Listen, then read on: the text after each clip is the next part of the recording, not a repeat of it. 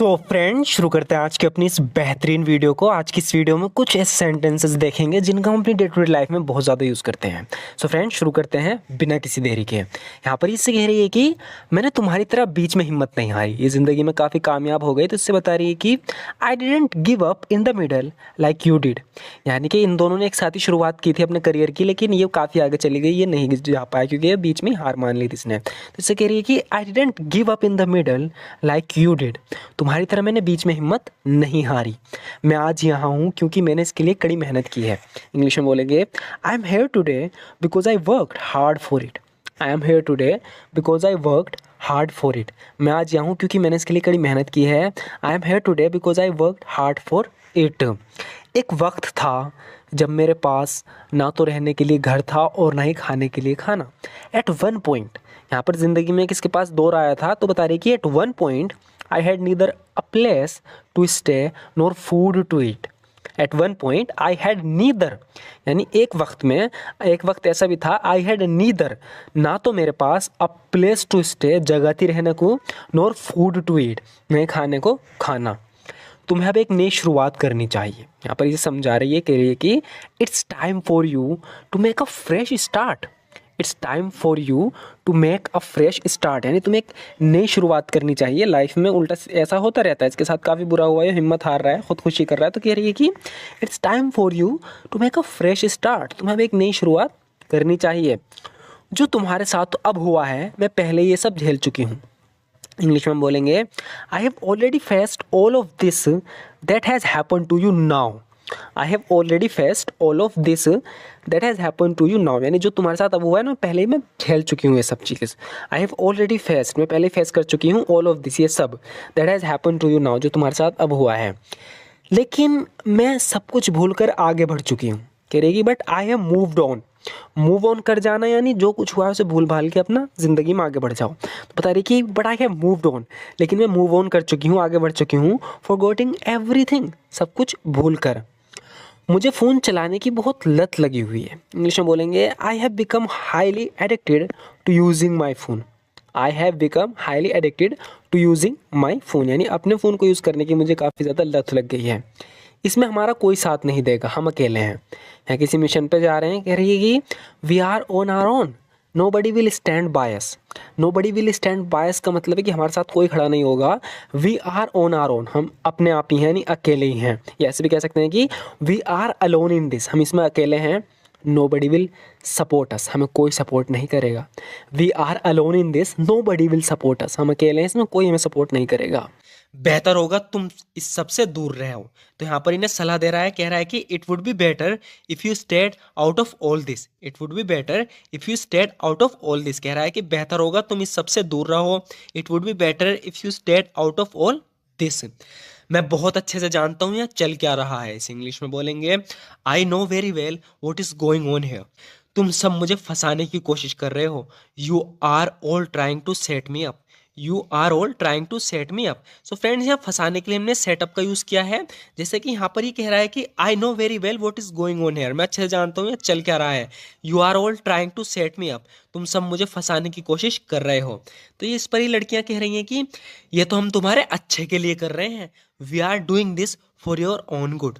We are doing this for your own good, यानी ये तो हम तुम्हारे अच्छे के लिए कर रहे हैं। We are doing this for your own good. कभी भी खुद को किसी से कम मत समझना। यहाँ पर ये अपनी छोटी बहन को सलाह दे रही है, कह रही है कि never think that you are less than anyone. Never think that you are less than anyone, यानी कभी भी खुद को किसी से कम मत समझना। Never think that you are less than anyone.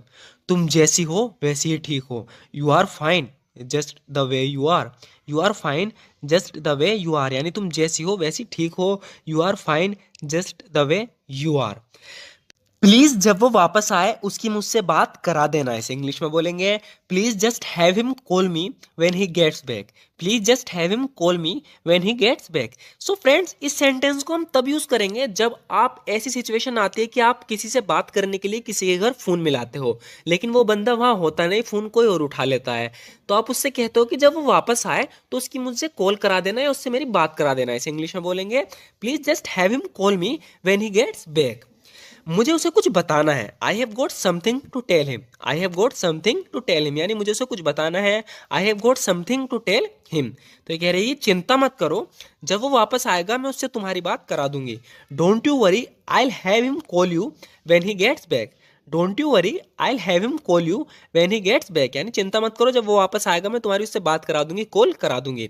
Don't you worry, I will have him call you when he gets back. तुम्हें फिर से देखकर अच्छा लगा, इसे इंग्लिश में बोलेंगे it's good to see you again. It's good to see you again, कह रहा है कि तुम्हें फिर से देखकर अच्छा लगा, it's good to see you again, क्योंकि हमें लगा था तुम नहीं आओगी। Because we thought you wouldn't come. Because we thought you wouldn't come, कह रही है कि क्योंकि हमें लगा था तुम नहीं आओगी। Because we thought you wouldn't come. ये कह रही है कि तुम सोच भी कैसे सकती थी मैं नहीं आऊंगी। How could you even think I wouldn't come. How could you even think I wouldn't come, कह रही है कि तुम सोच भी कैसे सकती थी मैं नहीं आऊंगी। इसे इंग्लिश में बोलेंगे how could you even think I wouldn't कम। आखिरकार तुम मेरे लिए मेरे परिवार की तरह हो। इसे इंग्लिश में बोलेंगे after all you are like family to me. After all you are like family to me, आखिरकार तुम मेरे लिए मेरे परिवार की तरह हो। After all you are like a family to me. अगर तुम्हें किसी भी चीज की जरूरत पड़े तो मुझे बता देना। इसे इंग्लिश में बोलेंगे if you need anything just let me know.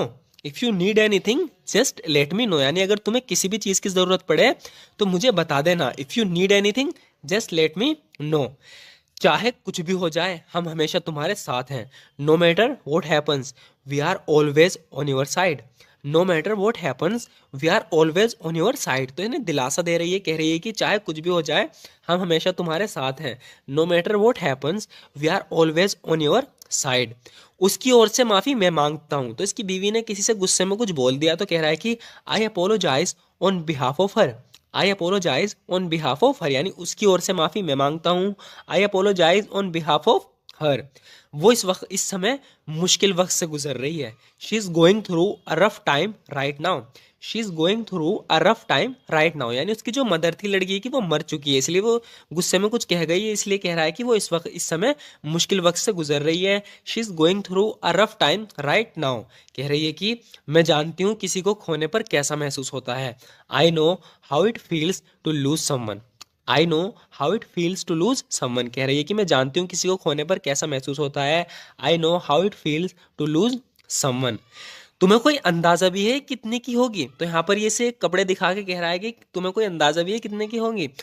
Have you any idea how much it will cost. Have you any idea how much it will cost. So friends ये काफी यूजफुल सेंटेंस है। जब भी हम किसी को से कोई इस तरह से बात करते हैं, कोई चीज दिखा के कि तुम्हें कोई अंदाजा है कितने का हो गया कितने की होगी, तो सिचुएशन में हम सेंटेंस यूज करेंगे have you any idea how much it will cost, यानी तुम्हें कोई अंदाजा है कितने की होगी। तो ये कह रहा है कि मैं कह नहीं सकता, काफी महंगी लगती है। I can't say it looks so expensive.